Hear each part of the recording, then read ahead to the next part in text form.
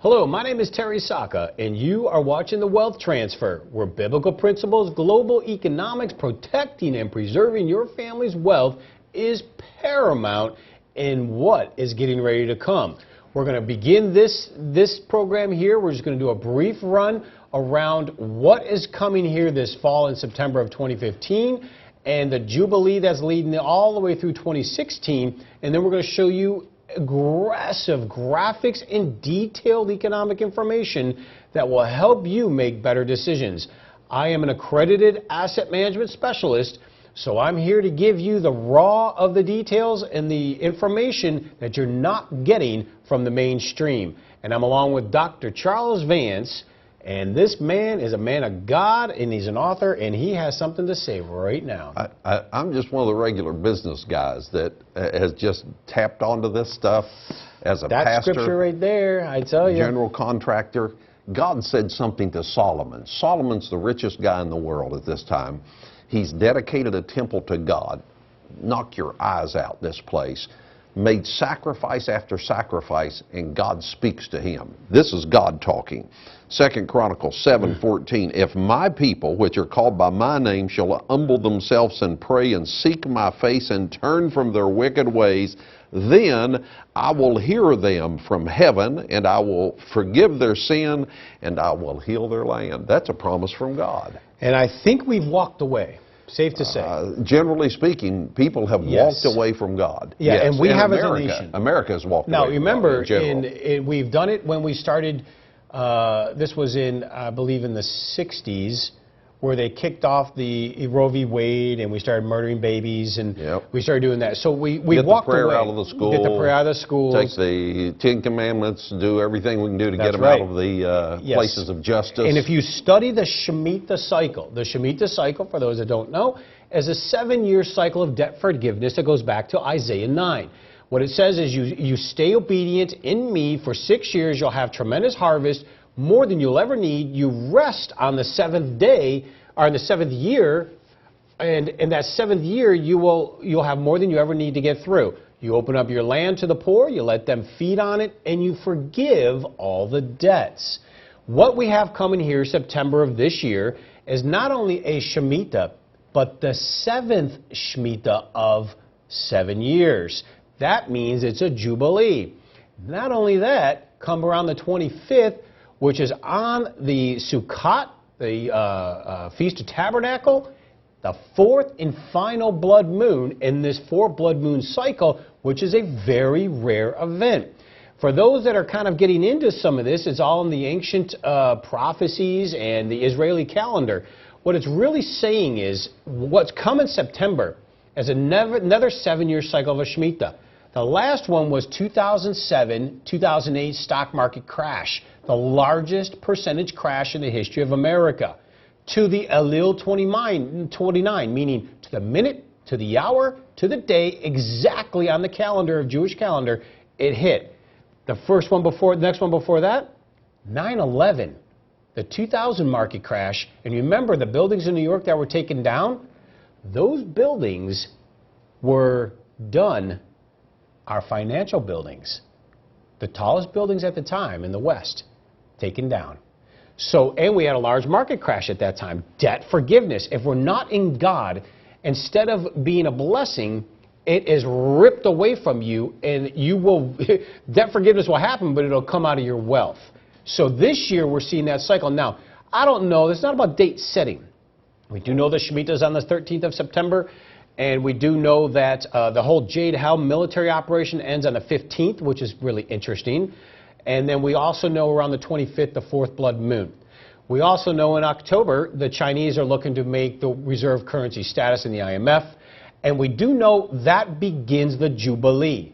In the Jubilee year, my guess is if whatever happens, if it's not exactly here on the Shemitah, even though amazingly if you study it, it's pretty accurate, or getting tighter. It's not about the date set. It's merely saying that something, you can sense it, something big is coming to our nation.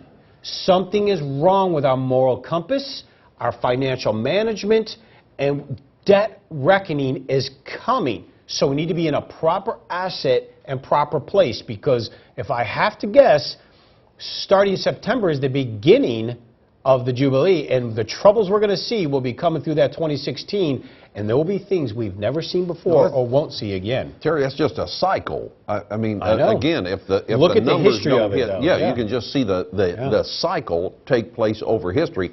We've seen it for the last 100 years. You can look back and see that cycle taking place.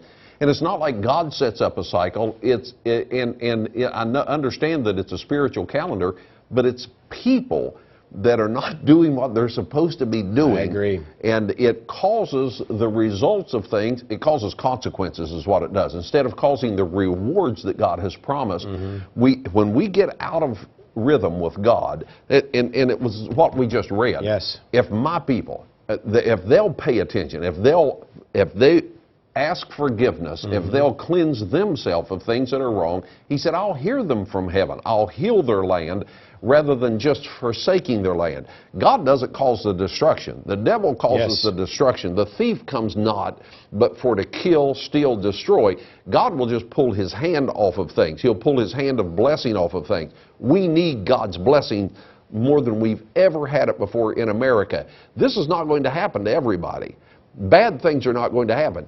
Bad things happen to people, countries, groups.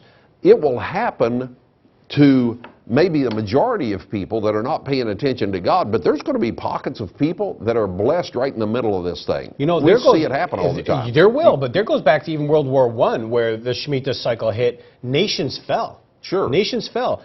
And we're getting ready to see that now here. We don't know if it's the exact timing of it. If it is, then watch out. All I know is if it does play out to how it has been, we're going to see some serious trouble. So let's start off this way, because I'm going to hit you some serious, heavy data to show you exactly where we're at today. Let you make those decisions now, okay? Starting in image 14, this is the blood moon. This is an image of a blood moon cycle, and all we know is it's very rare, and it's going along with the Shmita. Passover, Sukkot of last year. We had the solar eclipse, then we have the Passover of this year, it happened. Now the Sukkot, which is in the end of September, is the fourth and final blood moon, and you can take that off. Typically that deals with something very significant with Israel. So I don't know if this is something setting up that's going to be Israel, Middle East, China, Russia coming through, a major something happening in the global economy and the shift of things. All we know is it's setting up to look this way. So let's get right into some of this data, because if we've had the last two Shmitas on the Elul 29, I'm almost just waiting in anticipation to see. And even if it doesn't, all I know is we're starting that Jubilee year, and all the data says something is wrong. Get properly positioned. So look at image 15. This is the amount of new money that has been printed since the last Shmita, 2008. Look at that unbelievable climb since then. $3 trillion in new money has been done. Now you can take that off, because this is important here. That doesn't count swaps, and I'm not going to get into what that means. Currency swaps. We've done swaps in the tunes of trillions and trillions and trillions.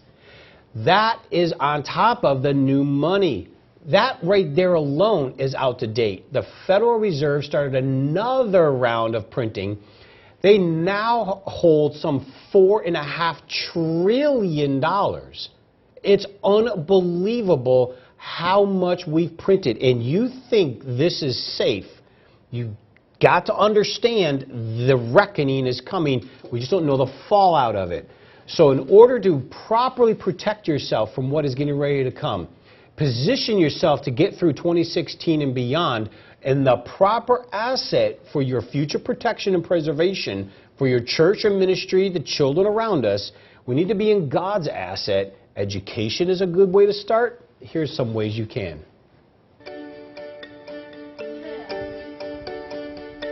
Cornerstone Asset Metals is here to help you protect and preserve what you have worked hard to gain.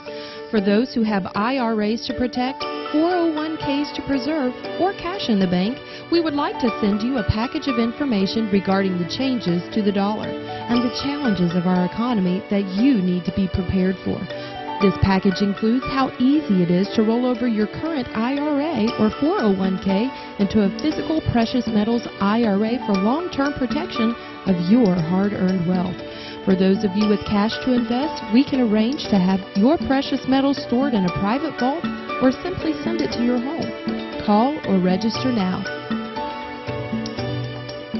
Now, the reason why we know eventually the tsunami is coming, how do we manage our way out of this one? Look at image 16. There's 127 trillion in unfunded liabilities. This is really, really large. If you notice the 17.5 trillion that you're looking at right there, that aspect of our debt is something that we want to keep in focus, because that part of it is what the federal debt is. Oh, I'm sorry, Charles. It's 18.5 trillion. Oh, wow. And I'm kind of doing this as a mock because I know even since this was done, that's how much we've increased. You can take that off.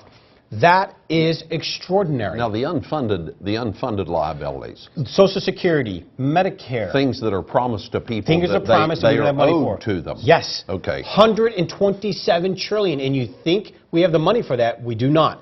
Let's go to 17. This is known as the debt is now destroying our economic growth. How do we know that? Back in post-World War II, when we used to go into debt, we used to get $2.41 for the buck, a big bang. We were profiting. Stagflation of the late 70s hit, we only got 41 cents of our buying power. This is when the government printed $1. This is what we would get for bang for the buck. Today, right now, we barely get 3 cents back on everything we're printing. You can take that off.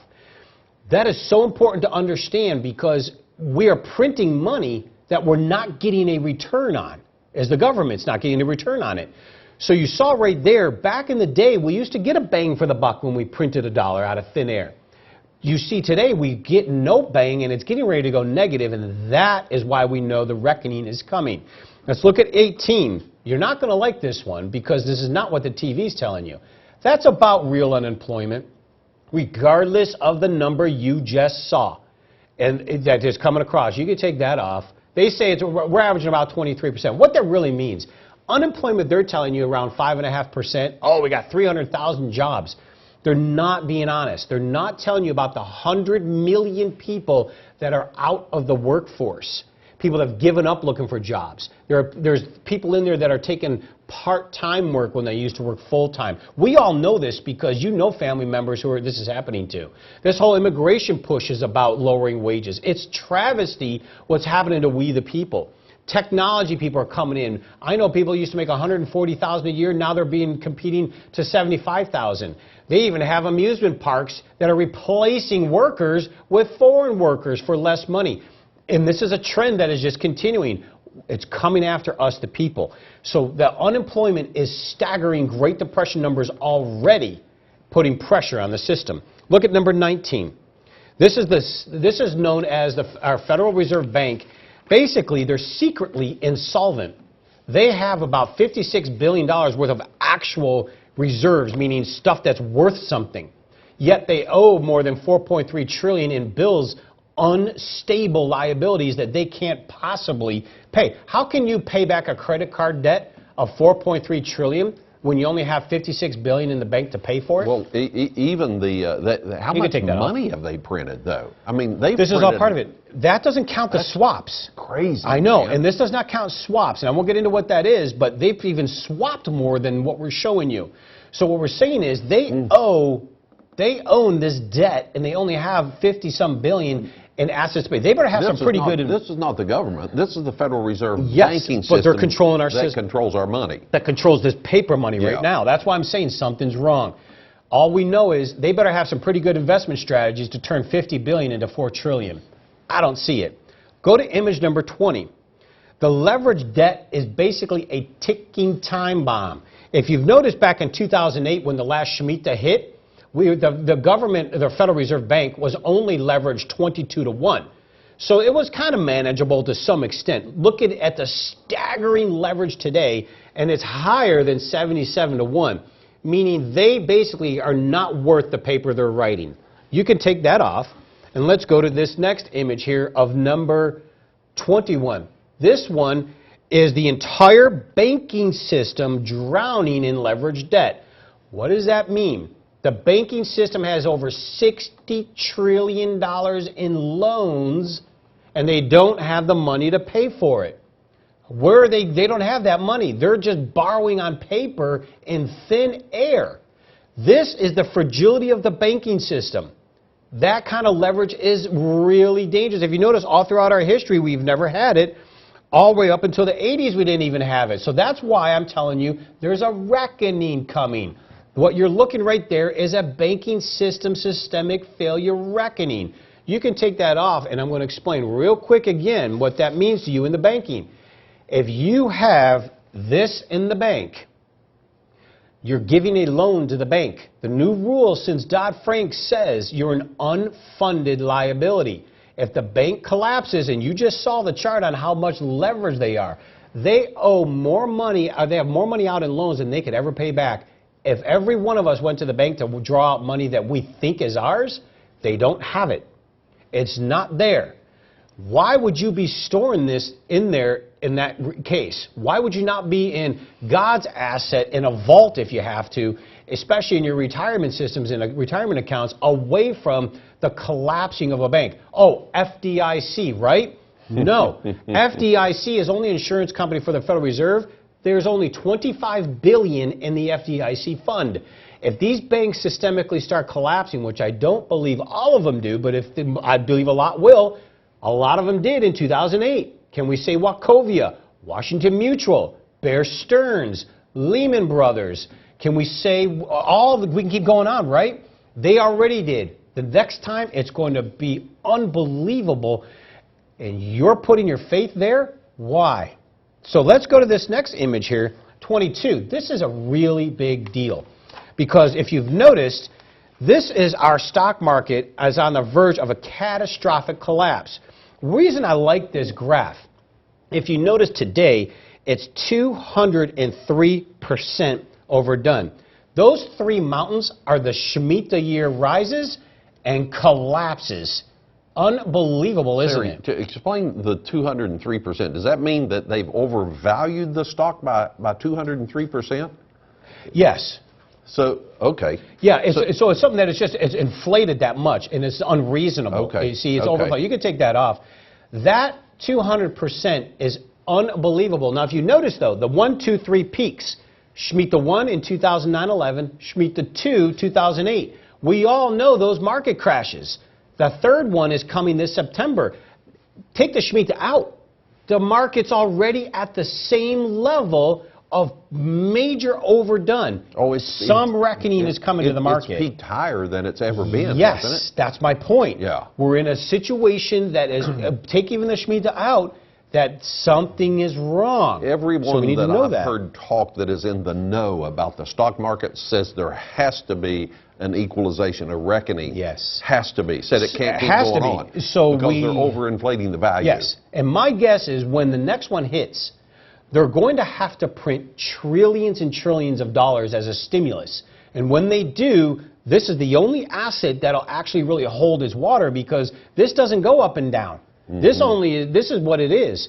This goes up and down, and when you print a lot of it, these go up. And now they're manipulating it, but the reckoning is coming because China, the Middle East, Russia are buying gold and silver like you can't believe. We are not, and that will be our consequence if we don't get right. I'm saying the body of Christ needs to understand the dynamics of it, and if they always did, we'd be significantly wealthier today. For instance, let's look at 23. This one is known as a historic market crash kind of forecast. Back in 1929, when the Great Depression hit, the stock market capped to GDP, basically meaning the value of the market to the actual production of the nation, reached 87% in the Great Depression, and then we collapsed. We are at a staggering 203% market valuation over what the companies are really producing. You can take that off. Meaning the markets, the prices of the stocks in the stock market are not the real prices.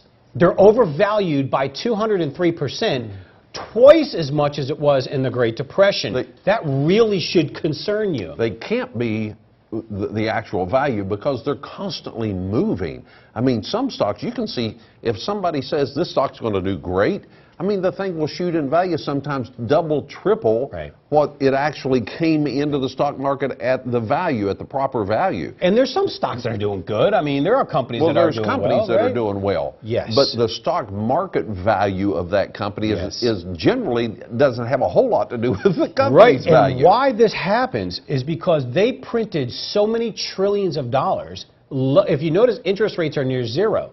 They're loaning money to these hedge funds and traders and bankers. They're taking the money at zero interest and going in the stock market with it. And they're bidding these prices up. The reason some of these prices are even holding up is companies are buying back their stock to keep it. Supply and demand? Yes. Okay. And the companies are buying stock back.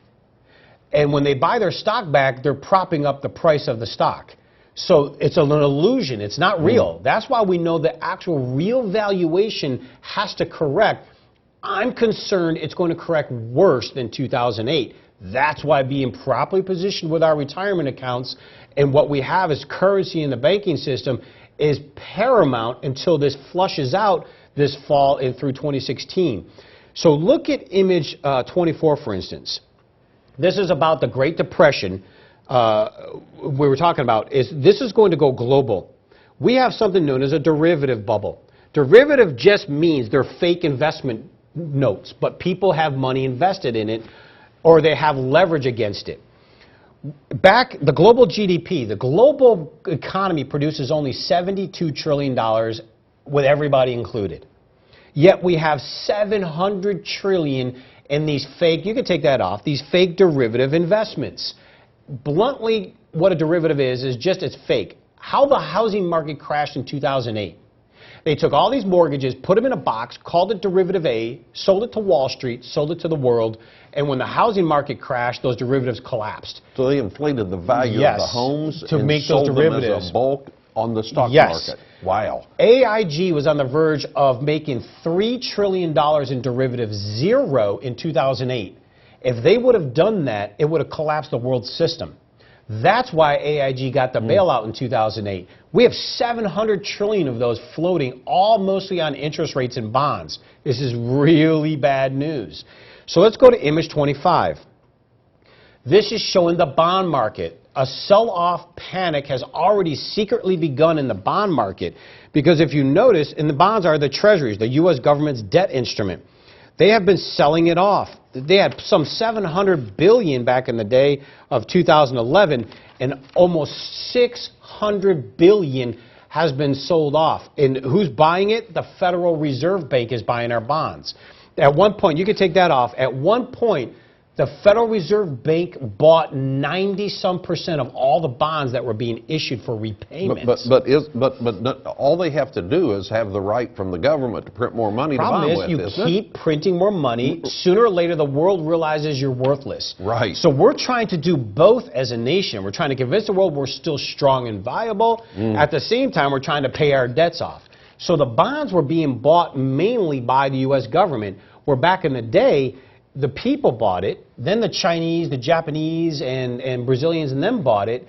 Nobody's buying it like they used to. The Feds are buying it now. The Feds were buying almost all of them. That is incredibly dangerous because basically we're printing fake, selling it to, it's a smoke and mirror. What's the plan? I don't think they know. This is why we in the body of Christ has to be prepared. Now, real quickly, they're giving money by buying the bonds, but they keep doing this so that they can pay interest on the bonds. That's what I'm saying. So eventually, it could potentially become, this will be worth wallpaper, like in Weimar, because Germany. you print so much of it. Yes. And they just keep doing it. Yes. Because the debt keeps increasing. Put it this way: pour a gallon of cranberry juice in an Olympic swimming pool. It'll dilute to nothing. That's what's happening here. Let's go to image 26. This is known as the petrodollar. The petrodollar deal that we talked about in the 70s is why the dollar surged in value, why our economy, our standard of living was so excellent over these 40 years. Because it surged, everybody needed a dollar to buy oil. That was why. Transition to 27 for me. But the petrodollar is being decimated. over these years since 2002, since the crash of 2000, 9/11, everybody's been getting out of the petrodollar. The strength of it is collapsing because we're printing trillions of dollars. So all these countries holding American dollars are furious because they're holding on to currency that is worth less and less and less. And one more image. Now, the reason this petrodollar is being challenged, look at this next image, 28. This is out of the Russian area. Russia has declared war on the petrodollar. This is why we're at war in Syria. This is why Ukraine were in war scenarios there. It's all wrapped around this. They said it is time to change the entire international financial system. They consider the dollar the key reserve currency, and they are coming after the dollar because they are done with it.